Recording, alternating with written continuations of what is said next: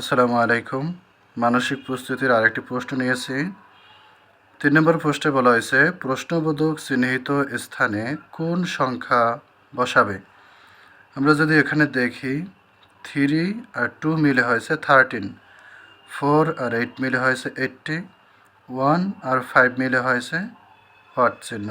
তো এখানে প্রশ্নবোধক চিহ্নটির স্থানে কোন সংখ্যাটি বসবে, 20, 26, 30 নাকি 25?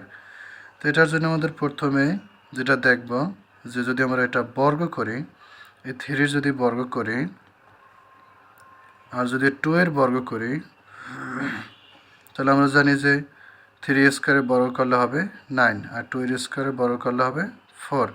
যদি এই দুইটা যোগ করে তাহলে হবে 13। তাহলে আমার এটি পাওয়া গেল। তেমনিভাবে এটাও বের করতে হবে। 4 স্কোয়ারে আসে যে 16, 8 স্কোয়ার, এইটা জানি যে 8 8 64, এই দুইটা যদি যোগ করি তাহলে দেখতে পাই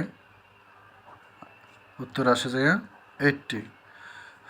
তাও মিলে যাচ্ছে। তাহলে এই দুইটি থেকে দুইটি যদি বর্গ করে এই চিহ্নিত মানটি পাওয়ায় তাহলে আমরা এটা বুঝলাম যে এই অঙ্কটিও সেরকমভাবেই করতে হবে। 1 স্কোয়ার প্লাস 5 স্কোয়ার।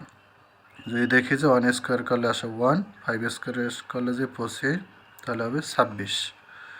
তাহলে উত্তরটি হবে 26।